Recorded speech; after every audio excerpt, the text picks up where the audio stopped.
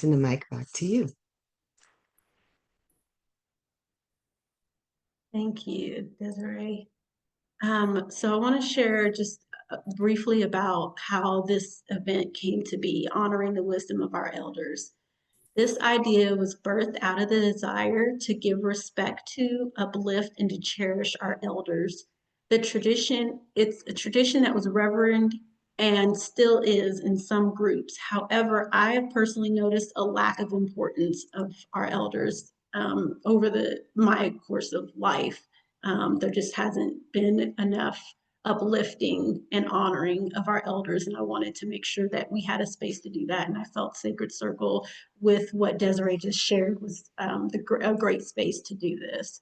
So when we think about an elder, we're thinking someone who is over 70 that we see as a true, what we call established elder, who is in their wisdom years.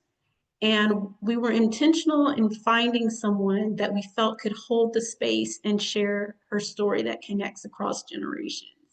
And so as I navigate into introducing Valerie, I just want to share that we are honored to welcome Valerie Fair, who is a luminous artist, cherished elder, and deeply rooted in both the Detroit and Arizona communities. Valerie has grown to be a dear friend of ours. And I personally first met Valerie on an online writing circle that I regularly attended during the shutdown, the pandemic. She then participated in my online women's circle that I was holding during the pandemic, and it's still occurring. And then I invited her to be a facilitator at some online retreats that I started hosting before she and I actually met in person. But over the last few years, we've grown our friendship. And even last year, I spent a few days visiting her when she stayed in Detroit for a few months. But in being around Valerie, I am so inspired by her work, her activeness. An example, her home is filled with so much variety of art. I've embraced her into my circle, introduced her to Desiree. All of my friends love and respect her and soak up all her love and wisdom. Valerie is a keeper of stories. She's a visual griot and a fierce advocate for the power of Black creativity. But don't be mistaken, this woman is also an active stepper, golfer, concert goer, the list goes on. In seeing her, I do not dread my later years, as our society has taught us to do. She is more active than friends my own age, and this is why I want to share her with you. So today, Valerie will share lessons of artistry, community, motherhood, and movement. Through her eyes, we will see possibility. Through her voice, we will remember who we are. As she shares, we invite you to think about what resonates for you. And Valerie, we welcome you with love and reverence. So I'm going to go ahead and have Valerie and I are just going to kind of have a little bit of a conversation here so that you can learn more about her. But Valerie, is there anything you want to say before I officially kind of get the Yeah, I want to say, conversation? first of all, who are you talking about? I'm like, okay, I know you're talking about me, but it's like, wow, who's this person? I like her. Right? Anyway, I just want to thank Kalisha and Desiree for inviting me to do this. And all of you who came, I appreciate you and love you. My sister Fatima, oh, wow. She just welcomed me with open arms into the Phoenix community. And so I find her, that's my girl over there, right there, my sister. As far as Kalisha and Desiree, I'm like thoroughly amazed that these young people accepted me into their arms, into their community. And what is that? Candle Consulting Group. She's also one. Tell us your name, baby. I can't remember. I know it starts with the N. What is it? It's canoe. Canoe. Okay. canoe. And Diane, of course, we stepped together. And Karen has been my longtime friend from Michigan. And we kind of, our children kind of grew up together. So, and Ashley, of course, is my niece. Love you, girl. And I don't know who iPhone Nana is. I can't see you, but okay, I'm glad you're here. And so our, what is it? QN? What is it? QN? Quinn. Quinn. Okay. All right. I'll get it right. Anyway, Val- thank you for thank you. being here. Yeah, Valerie, it's Tony. Oh, okay. Oh, wow, Tony. There you are. And Tony Yeah, my is camera's my not working, ceramic so. buddy. We took ceramics in Arizona together. So, and she's been a dear friend for a very long time too. So I'll let you go ahead and ask the questions, Kalisha. Okay, well, why don't you get us started, Valerie, with just sharing your early upbringing and who and what influenced your passion for creating art? Well, my early upbringing, of course, the world was totally different place. And I know every generation says that, but it was, and it's true. I grew up in a small town, Inkster, Michigan, and we were very heavily influenced by the fact that Detroit, Michigan, the hub of all the energy and activity, was right there. And but it was my grandmother who raised me, 7 children, okay, 6 girls, 1 boy. She assigned each one of us, I think, a career, or she saw what we were doing. And I was always being creative. And so she said, oh, you're going to be an artist. And of course, that was forward thinking because back in the day, artists were kind of frowned on, especially African-American artists. No, you can't be an artist.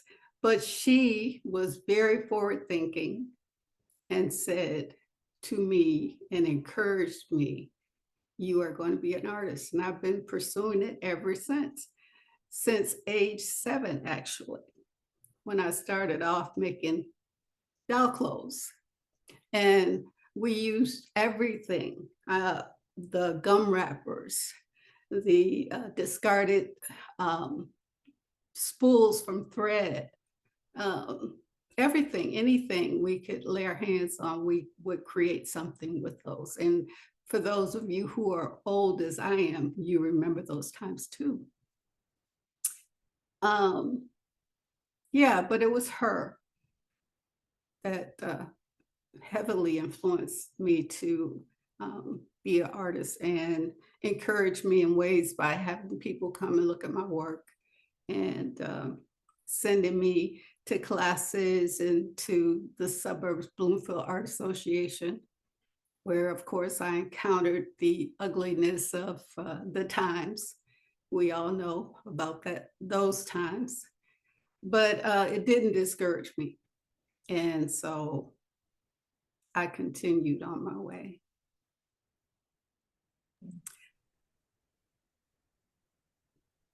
Any other questions? Yes, Valerie, so you've kind of talked about your influence with your grandmother sharing this is what your purpose is going to be, like your passion and your work is going to be art.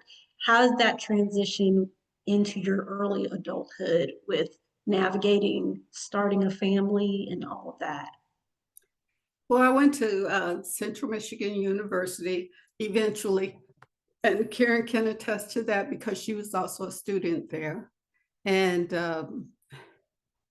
I met my husband at that point, and we started a family. I was a little disappointed because they didn't have the fine art degree, but they did have educational art. And so I took that. But the great part was I met my husband. And so for me, that was a plus. We had our first child. I got pregnant with my first child. I had him. My husband graduated. I did not. Then we moved to South Saginaw from there. We moved from there. And 4 children later, or 3 children later, so I had 4 altogether, 2 boys, 2 girls. We ended up moving to Southfield, Michigan. As soon as my youngest child went back to started kindergarten, I went back to school, and I graduated from Wayne State University with a fine art degree. So that was also a plus. Yeah. So I'm saying that, in fact, children are not a hindrance to your upward mobility. They are because of the children. You want to go ahead and show them as an example that you can achieve anything. Anything you put your mind to, your heart to, you can do it. And so I want to encourage people in that way. There are some things that influenced me, and I would be remiss if I didn't say this, that during my raising, my father, we initially were with our father, and he raised us Muslim, and we went to Muslim school. And so we came away from that having a very positive image of who we were and our place in the world. Later on, of course, when my grandmother took us, or I should say, my father sent us to her, she raised us Catholic. And of course, well, we were at that age, we were acting up. And my father thought, oh, well, you changed their religion, and that's why they're acting up. And it was totally not that. It was because we were in our teens and those hormones were kicking in and we were acting up because of that. So I wish they were able to articulate that back in the day, but they didn't. They weren't able to. But those hormones were just a-flying. And once I graduated from college with my fine art degree, I said, well, okay, what am I going to do with it? And there was this movement of artists that I hadn't known even existed. And a friend of mine, Rose Hill, told me about Dr. Cleety Taylor. And Dr. Cleety Taylor embraced me. She was patient with me and very knowledgeable about art. And there was this whole Black movement, and no deference to anybody, but we were underrepresented in the larger community. And so she embraced me and showed my work. And it was because of her, I learned that my art was valuable. And that's exactly what she told me. She says, your work is valuable and I want you to keep on doing it. And she showed it, and I sold a few pieces. I was amazed, but people out there wanted it. And then after her, of course, the giant in my life, I call her mother, sister. I'm everything. She's my everything. Her name is Shirley Woodson. And she took me under her wing, made sure I met the right people. And she also, during that time, made me the vice president of the National Conference of Artists, Michigan chapter. And see, this was an organization that was started because we were underrepresented and people weren't showing our art. And it was Shirley Woodson was one of the founding members. Her, Cleety, and there are some other names I forget now, but she was a founding member. And for her to take me under her wing the way she did and guided my career and helped me get to where I am today. She saw the value of my work, and she was living out exactly what NCA stood for, showcasing the work of African American artists. And she did that by example. And I guess I was a little rebel, but she, wow, she saw the potential in me. And so I also want to highlight other artists.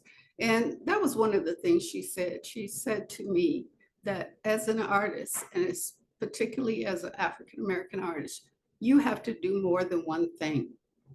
And so because of that, I followed E.J. Montgomery was one of the people she introduced me to, and E.J. was, she was in the government right before Obama became president, and she was the one who sent artists all around the world. And Samela Lewis lived in California, and she was writing this incredible magazine called the International African American Artists. And so when she passed away, and before she passed away, I thought about her, and that's why I started Artists on the Cutting Edge.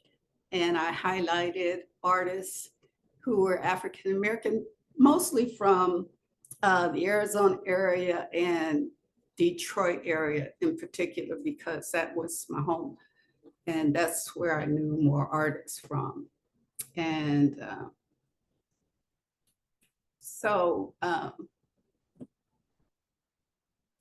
and of course, when I moved from Michigan, it was 1992, I graduated, and immediately I became a member. In 2001, I moved to Arizona. And I was, it completely changed my view of art, of what I would do anyway. My art became brighter because of the Arizona sun. As you know, Diane, Kalisha, and Desiree, the sun there. And so it's incredible. You know, the colors are brighter. People told me that it would change my work, but I was like, how? Why? But it did, because I was using more muted, darker colors. And when I moved to Arizona, my paints became lighter, brighter. And I also moved into ceramics. Hi, Rhonda, how you doing? I moved into ceramics, and I would have taken ceramics earlier, but when I was pregnant with my children, I couldn't push really hard on the wheel the way I needed to. And so as I got older, and of course they got older, I also decided that I could do ceramics. So I learned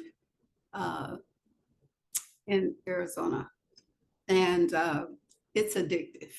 So if anybody wants to get into it, know that from jump that it's very addictive. Nana or Tony was one of my mates, excuse me, in Arizona around the wheel.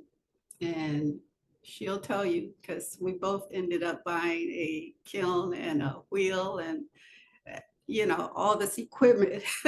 But so I consider myself a multimedia artist. And multimedia means that whatever I touch as an artist, I can create something from it. So I took time to learn all these different skills. And I had a lot of them already because I sewed for people to support my art. So I knew how to sew. I had seen beading, but I had never done it. And so I sat down and taught myself how to bead. I knew how to crochet. I had to learn all these skills on my own. There are a few, even the painting, I was painting before I went to school. So once I did go to school, of course, I had the formal training. The business end of it, they don't give you, but of course, the painting itself, they do give you.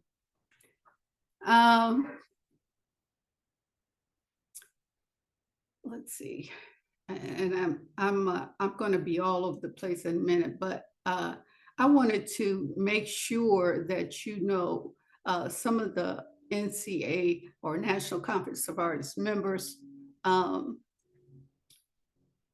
some of the giants that you should know if you don't know, like Sam Gilliam, El Antasui, Alma Thomas, Jean Michael Basquiat, Faith Ringgold, Carrie James Michaels, David Driscoll, Richard Hunt, Ari Lane, John Lockhart, Betty Saar, Carrie Mae Weems, William Bing Davis. These are just a few of the artists that I think you should know. And if you, I probably should have had you take out a pencil so you could write some of their names down and look them up. But it's very important that we read about people who are doing stuff and showing us who we are in our communities. And if we don't do it, who will? That's the question I asked you. It's very important to know these people. So when somebody comes up to you and says, well, y'all didn't do nothing. Well, yes, we did. I just found out today that we had an airport and the government shut it down because they didn't want us to fly. Okay. And this was before the Tuskegee Airmen. So there's quite a bit of stuff we've done, and we don't have to reinvent the wheel, but we have to be forward thinking. We have to be, like Nina said, we have to be the artists and document the times in our work and make sure that the generation that's coming behind us knows what we did. And if we need to tell them, we don't have to wait for them to go to school. We need to tell them. You know, every other group of people has a class where they learn their history, and I have no problem with that whatsoever. But what I employ us to do is to tell our history to our children, pass it along. And if you don't have children, talk about it to your friends, to your family. Tell them that we existed for time immemorial. So we've been here. We've been here a long time, and we have done stuff. And if you see me dancing as I did at the beginning, it's because our people dance for everything. They had a ceremony for everything, for planting, for the birth of children. Oh my goodness, for everything, for the passage of from babyhood to toddlers to teenagers to adulthood. They had a dance for everything. So don't be afraid to dance. It's part of who we are. Don't be afraid.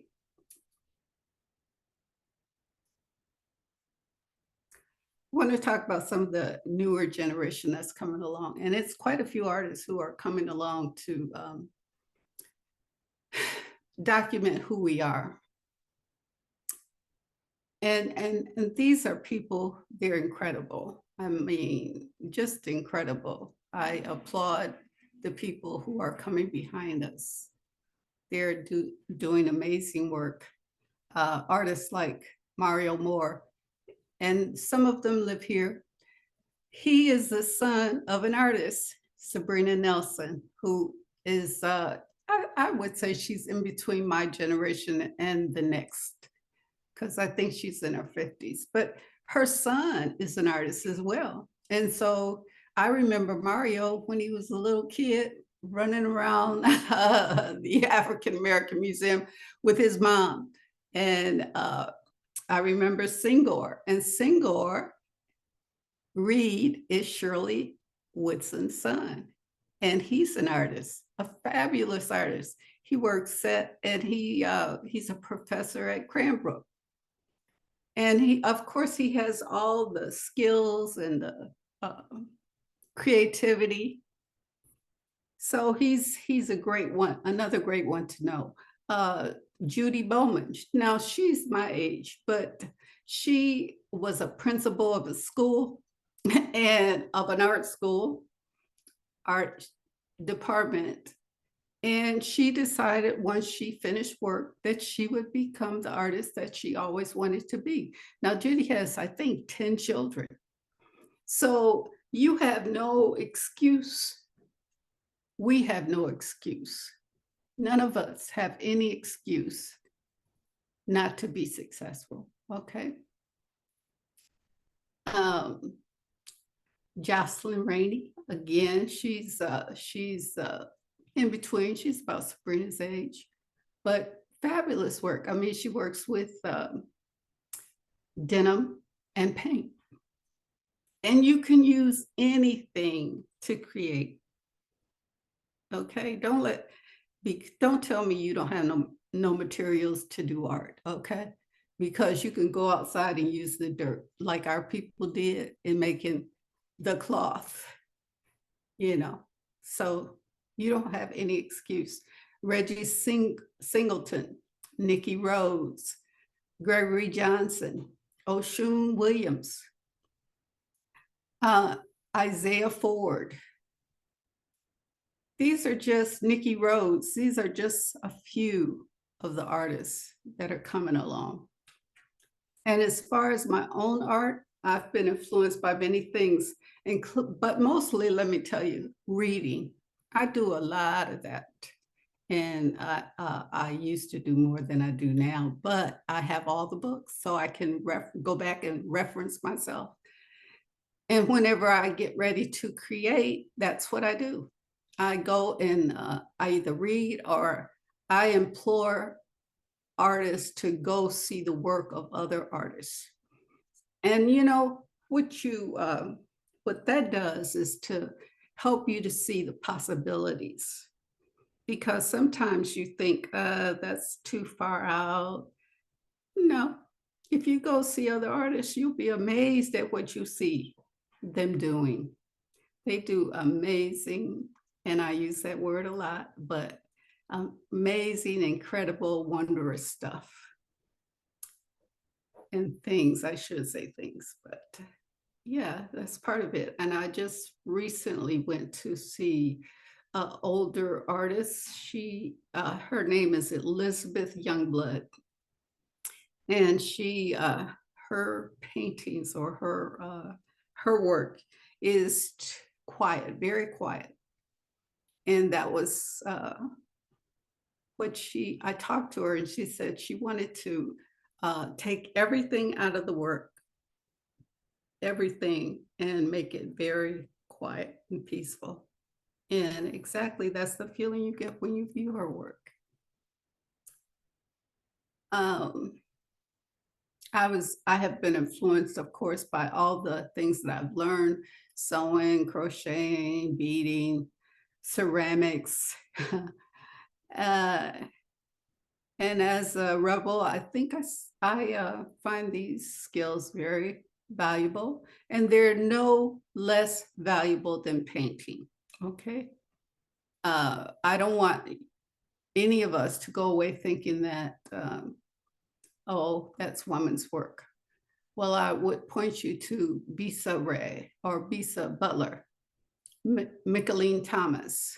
They're using the skills of embroidery, quilting. G's Ben artists. They're using all those skills as art forms and turning them into art forms. So don't be afraid to use it, and don't let anybody denigrate or say that that's only woman's work. It's not. It tells us who we are, where we've been, and it's very helpful. Valerie? Okay. No, you're fine. I just wanted to ask if you're taking questions, and if you are, if you want it during your discussion, your share, or after. We could jump in. How about if we wait till the end? Okay. Okay. Is that All right. good? Got it. Yep. Okay. Mhm.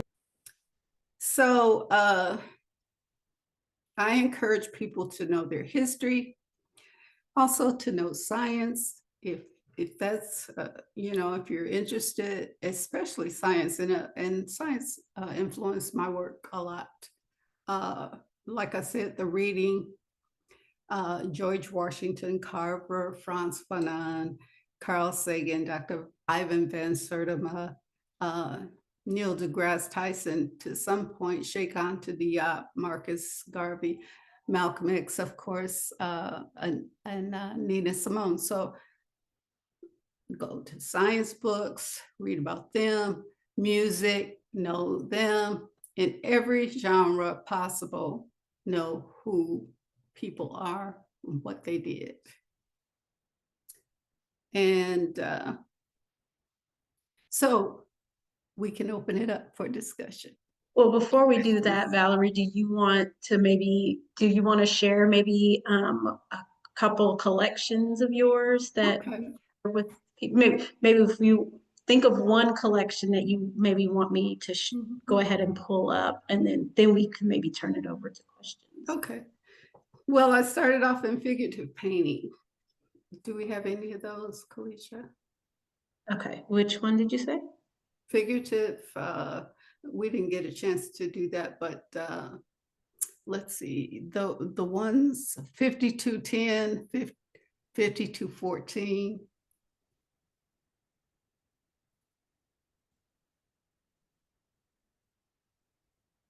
Yeah, those are, my son kept our salon.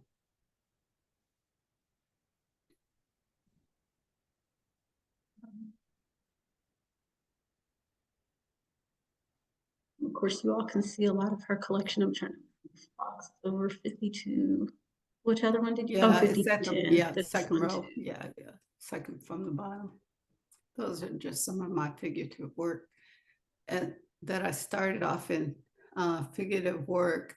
The one next to it as well, on either side. But that's where I started with figurative work. And then an amazing artist, or Sabrina Nelson, also I saw an exhibit of hers, and she helped me to realize that I could actually talk in my paintings, and I did. What I ended up doing really was creating storybooks, and I didn't know it because I was writing in my work, but these were complete stories. The adult is in silhouette form, and they are realistic forms, so their anatomy is correct. But the children are like cartoon characters, and they're asking the questions or telling us the tales. The one that sticks out in my head is Why. That's the name of the painting. And my children, when they were growing up, would ask me all kinds of questions, and all you mothers know that's what they do. Now I had 4, so that was a lot of questions. So I suggested to them, or I told them, that's what we could do back in the day. I told them, okay, you only get 10 questions per day. So that's still 40 questions, right? And so there was still a lot of questions, but that I devoted a painting to that. I devoted a painting to Daddy. It's called Daddy and Me, and I say that word because that's what we call him, Daddy. So Daddy and Me, And he was talking to his friend, right?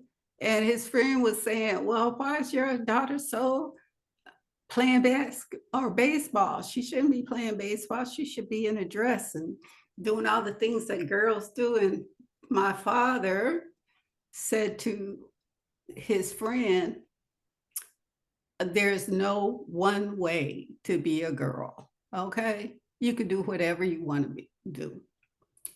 And you don't have to be demure and wear a cute dress if you don't want to. So then there's, of course, Grandma and me. This was a very real incident in my life that we were going through the mall and I was speaking to people, and Detroiters are very friendly. We're from the South. We're up from the South, okay? During the Great Migration, we came here. And I was speaking to people, and I was on, actually, this painting, we were on the street and in this painting, but actuality, we were in the mall. And I was speaking to people, and my daughter turned to me and said, Mom, do you know that person? And I said, no, but they're there. And so if they're there, I'm gonna speak to them. And they would speak back. That was back in the day. They don't do that now. But, well, not often. Let's put it like that. They will, if you, in certain circumstances, they will. But I just thought that was a great question. Why do you speak to people you don't know? Because they're there. And that was the answer. And so this grandmother speaks to a young man on the street. And at first he hesitates because he hasn't been spoken. People don't acknowledge that they see you even. And he hesitated a minute and then he spoke back. He said, hi. And he was so, you could see that his demeanor changed because somebody saw him and acknowledged that they saw him, So you don't want to feel lonely in a crowd of people. And that's the thing I took away from that painting. Valerie, I think this is I've got all these images up for folks to see, but maybe we can transition into any questions, starting with the one that was in the chat. I'm going to stop my screen for a minute.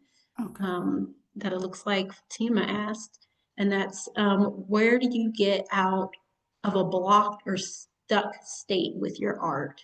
What do you do to get out of a blocked or stuck state in your art? Well, that's a good question. But I would say that you have to see other artists. You have to start reading because it's very rare. Other than I have the idea sometimes, but I don't have the physical the way I used to. I don't have the energy to do it, but I definitely read. I look at other artists. I go back and look at some of my own work. And that gives me inspiration to go ahead and create new work. Thank you, Fatima. If any others have questions, you can feel free to come off mute and ask, or you can put them in the chat and we're happy to read them for you. Fatima, did you have another question? Well, more than questions, I guess, as most of us here already know, that we know Valerie and how deep she is, at the same time how somewhat shy she is. And I would love to hear her just talk about her process as an artist, because you are prolific, Val. There are times when you do some ceramic and then you'll do crochet. You came and taught my girls in my Rites of Passage program. You came and taught them crochet, and then sometimes you'll paint and that's incredible, because each thing you do, each thing you do brilliantly. But I want to know, what is your process when you I've seen your workshop, I've seen your studio, and I've seen your exhibits, but I want to know, who are you when you are working? What is that process like for you? And I want to hear it, because perhaps you can just flow some of that on me, because I am stuck right now. So so that's why I asked. So I just want to hear your process, if that's okay. I just want to say that Fatima is a amazing artist. She really doesn't. You need to see her work. Her house. It's just a work of art. I'm inspired every time I go over there. It's just a work of art. She'll paint on anything and everything. She's another artist that I look at when I get stuck. I can say, you know what? Fatima paints on her walls. She paints on her doors. She makes this incredible stained glass. So for her to say, or to even ask me, what is my process? She knows pretty much, but I'm gonna tell you anyway. My process is, okay, I'm in the process right now of doing a painting that will be on the cover of a flyer for a show. And what I do is I look at other artists when I get stuck. My process is that I look around my studio. What do I have on hand? What can I use? What can I create that tells? And I don't think about the end result or even the person who will see it. You have to think about you. You have to do the work regardless of what they will think, because everybody thinks differently when they see something. And you can't care what they think. You have to do you.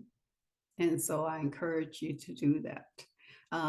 You might look at her house. Just look at the walls, right? She has, go ahead, Fatima, come on back.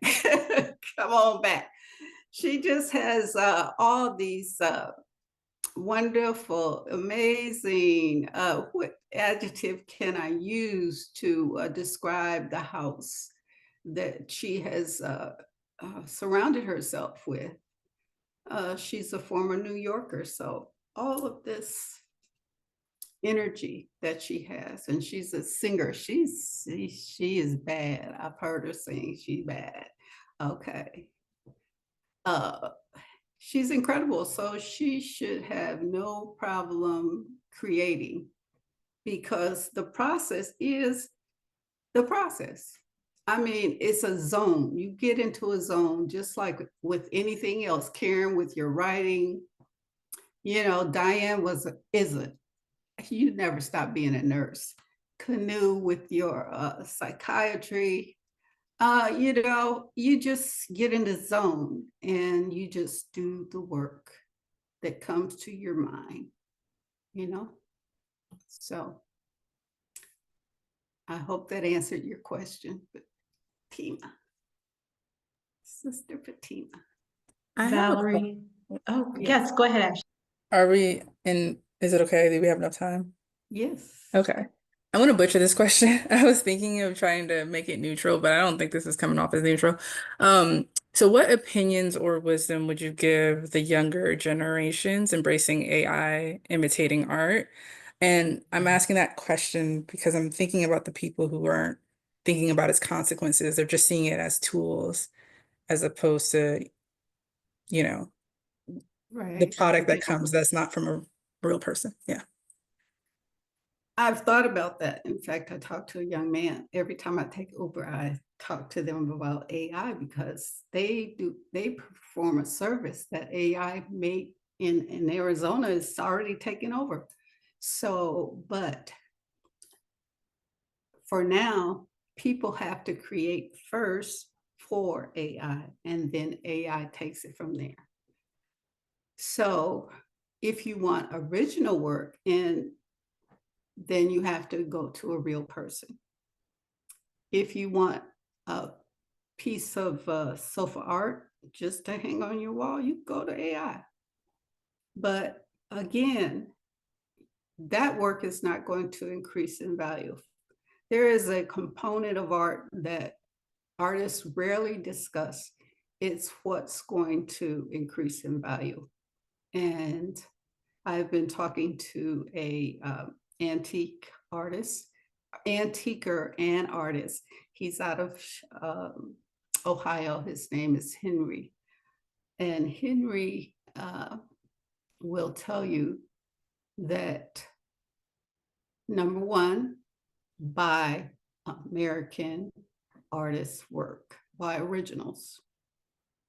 They increase in value. It's just like this, like a pair of shoes nowadays, like the sneakers increase. But unlike a car, when you take it off the lot, it decreases in value. When you buy something from the grocery store, it decreases in value if it's not consumed. And we can think about all the things that you buy that don't return your money. And I'm saying that art is like stocks. Buy art, instead of even investing in the stock market. Here's what Henry told me. He said that, and he was an auctioneer for an art antique dealer for very, very rich people. And when they would buy art, and they did from him,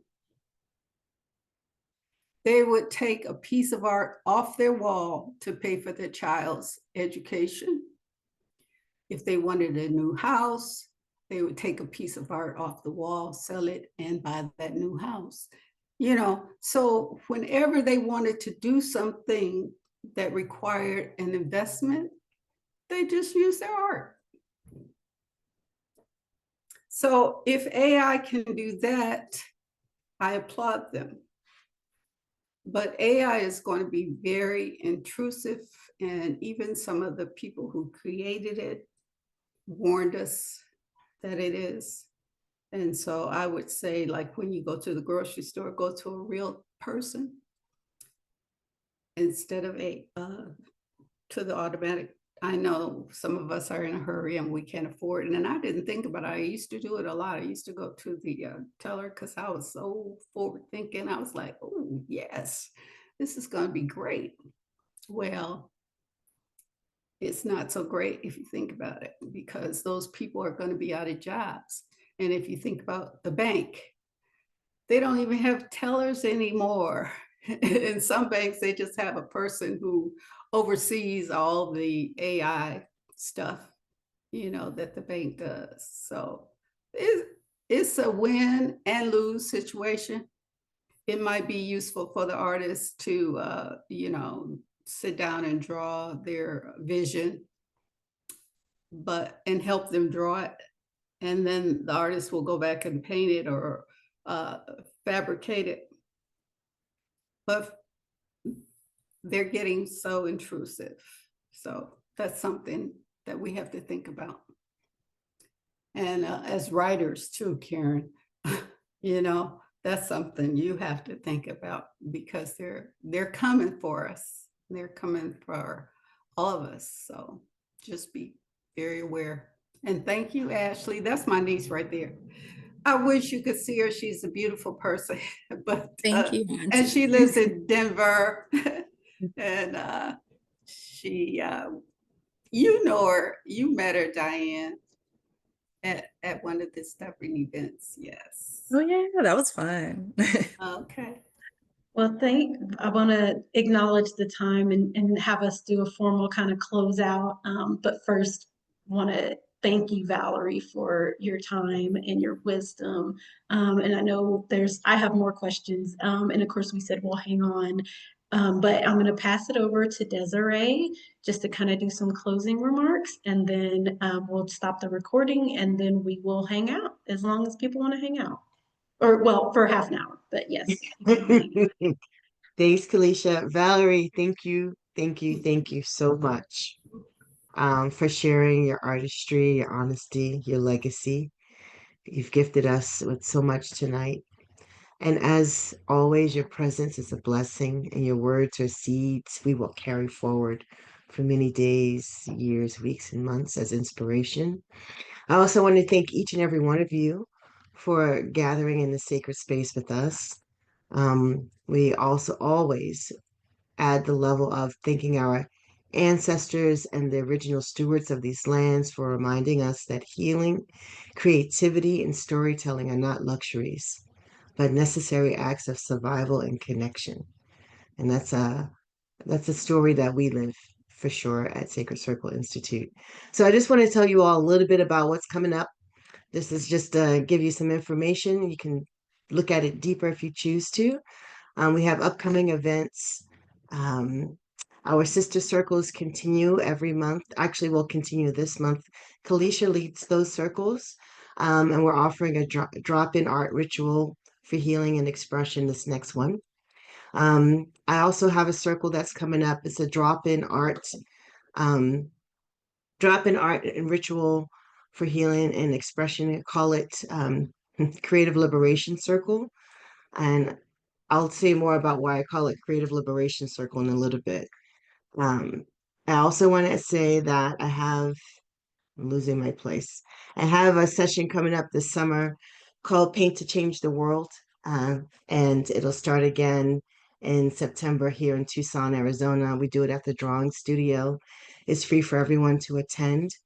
And then the next year, I'm going to lead an immersion course called Color of Soul for visionary women, and it'll be in person as well. So I say that just to say, stay tuned for all kinds of things we got coming up. Next week, I'm participating in a women's seminar talking about process art and the importance of it, and as a practice for staying connected to who we are, but also staying connected to all of the things, all of who we are, the earth, the land, yourself, your ancestors, your creativity, your heart, your mind. So we just create space for people to touch in and practice the art of noticing. And as a token of our gratitude, you'll receive a follow-up email with a small gift from Sacred Circle Institute, which will be a creative ritual to deepen your journey and an invitation to stay connected in future gatherings. And Kalisha will drop the link in the chat for you to access that. Let's see. I also want to say that this gathering is grounded in the principles of the gift economy, which celebrates reciprocity. So by openly sharing our gifts, we foster mutual relationships. We care for one another. We sustain our collective well-being. So if this experience has nourished you, we invite you to consider a donation. Thank you all for all of you who have already donated. We really appreciate it. And as an act of reciprocity, we help to sustain these sacred gatherings and to support our ongoing work. Every contribution holds deep value. Kalisha and I are actually working on a book that we are trying to fund, which is where these donations will help us get that project off the ground. Let's see. And finally, in the chat, we would like to ask you to share one word of gratitude or an emoji as we close. And we'll play Valerie's favorite song. And may the spirit of this event ripple into your days ahead with color, courage, and community. Thank you all so much. With that, we are officially closed, so we're going to stop recording.